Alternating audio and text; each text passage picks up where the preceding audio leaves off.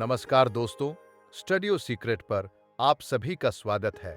आज हम उस चमक धमक वाली फिल्म इंडस्ट्री के एक ऐसे काले और दर्दनाक सच से पर्दा उठाने जा रहे हैं जिसे सुनकर शायद आपकी रूह कांप जाए। हम अक्सर पर्दे पर अपनी फेवरेट हीरोइनों को हंसते मुस्कुराते और आलीशान महलों में रहते हुए देखते हैं, लेकिन क्या आपने कभी सोचा है कि उन हीरो के हार के पीछे कितने आंसू छिपे होते हैं? 31 मार्च 1972 की वो दोपहर, जब पूरा देश अपनी ट्रेजेडी क्वीन की सलामती की दुआएं मांग रहा था, तभी मुंबई के सेंट एलिजाबेथ अस्पताल से एक ऐसी खबर आई जिसने वक्त को वहीं थाम दिया। मीना कुमारी, जो करोड़ों दिलों पर राज करती थी, सिर्फ 38 साल की उम्र में इस बेरहम दुनिया को छोड़कर चली गई। लेकिन दोस्तों, सच तो यह है कि वो उस दिन नहीं मरी थी। वो तो पिछले कई सालों से एक जिंदा लाश बनकर जी रही थी। आज की ये पेशकश किसी सुपरस्टार की कामयाबी का जश्न नहीं है। आज हम बात करेंगे उस महजबी की जिसे अपनों ने सिर्फ एक पैसा छापने की मशीन समझा। आज हम उस औरत की दास्तान सुनाएंगे जिसने महलों में रहकर भी एक एक कतरा प्यार के लिए भीख मांगी और अंत में मौत के उस जाम को गले लगा लिया जिसने उनकी जिंदगी को राख कर दिया। दोस्तों, मीना कुमारी के इस ट्रेजेडी लूप की शुरुआत उनके पैदा होते ही हो गई थी। आप कल्पना कीजिए, एक नन्ही सी जान जिसने अभी दुनिया में कदम ही रखा है, उसे उसके अपने पिता स्टेशन के पास एक अनाथालय के बाहर छोड़ आते हैं। क्यों? क्योंकि उन्हें बेटा चाहिए था, बेटी नहीं। हालांकि बाद में उनके पिता का दिल पसीजा और वो उन्हें वापस ले आए, लेकिन उस नन्ही महजबी की रूह पर जो पहला जख्म लगा वो कभी नहीं भर पाया। सिर्फ 4 साल की उम्र में, जब बच्चों के हाथों में खिलौने होने चाहिए, मीना कुमारी के हाथों में स्क्रिप्ट थमा दी गई। वो बेबी मीना बनकर स्टूडियो के चक्कर काटने लगी। उनका बचपन उसी दिन कत्ल हो गया था।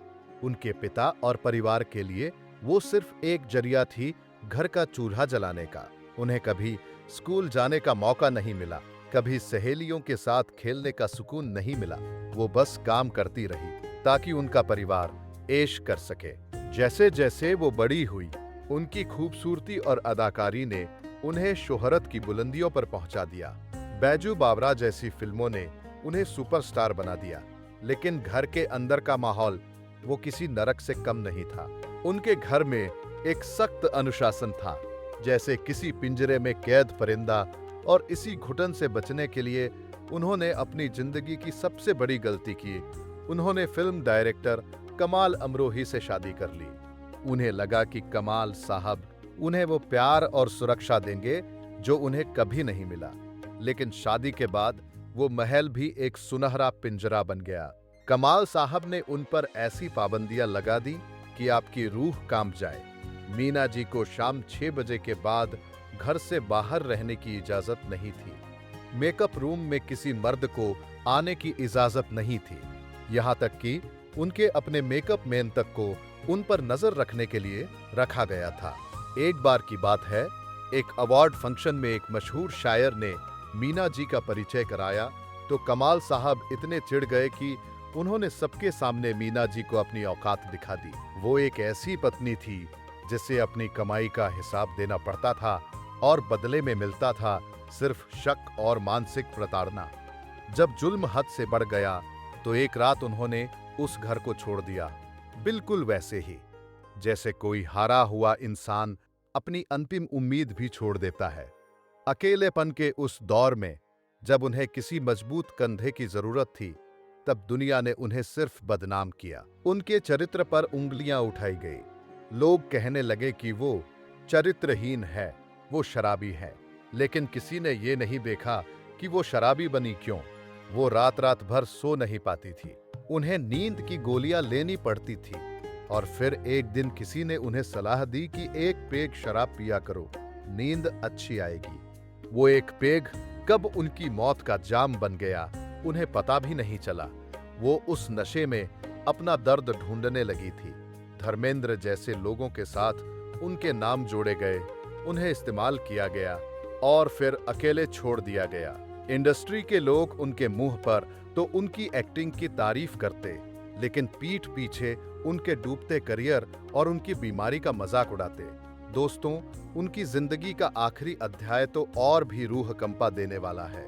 जब वो अपनी आखिरी फिल्म पाकीज़ा की शूटिंग कर रही थी, तब उनका लिवर पूरी तरह खराब हो चुका था। वो ठीक से खड़ी भी नहीं हो पा रही थी, लेकिन उस फिल्म के एक एक सीन में उन्होंने अपना खून जलाया है। जब फिल्म रिलीज हुई और सुपरहिट हुई, तो मीना जी अस्पताल के बिस्तर पर अपनी आखिरी सांसें गिन रही थी। क्या आप यकीन करेंगे, जिस औरत ने बॉलीवुड को करोड़ों का बिजनेस दिया, जिसके नाम पर फिल्में बिकती थी, जब वो अस्पताल में भर्ती थी तो उनके पास इलाज के पैसे तक नहीं थे। वो एक साधारण से नर्सिंग होम के बेड पर पड़ी थी और वहां भी लोग उन्हें एक मुजरिम की तरह देख रहे थे। 31 मार्च को जब उनकी मौत हुई तो उनके बैंक अकाउंट में फूटी कौड़ी भी नहीं थी। यहां तक कि उनके कफन और अंतिम संस्कार के लिए भी फिल्म इंडस्ट्री के चंद दोस्तों को चंदा इकट्ठा करना पड़ा। ये है उस ट्रेजेडी क्वीन का असली चेहरा। महलों में रहने वाली वो औरत जो अंदर से पूरी तरह खोखली हो चुकी थी, जिसे अपनों ने लूटा, जिसे समाज ने बदनाम किया और जिसे इंडस्ट्री ने सिर्फ एक प्रोडक्ट समझा। तो दोस्तों, अगली बार जब आप मीना कुमारी को पर्दे पर इन्हीं लोगों ने ले लीना गाते हुए देखें, तो याद रखिएगा कि वो सिर्फ एक गाना नहीं था, वो उनकी अपनी रूह की चीख थी। अगर आपको आज की ये दास्तान दिल को छू गई हो, तो इस वीडियो को लाइक जरूर करें और हमें कमेंट में बताएं कि क्या आप ऐसी और भी अनसुनी कहानियां सुनना चाहते हैं। हमारे चैनल स्टूडियो सीक्रेट को सब्सक्राइब करना न भूलें, ताकि हम उन सितारों के पीछे छिपे अंधेरे सच को आपके सामने लाते रहें। अपना ख्याल रखिएगा। अलविदा।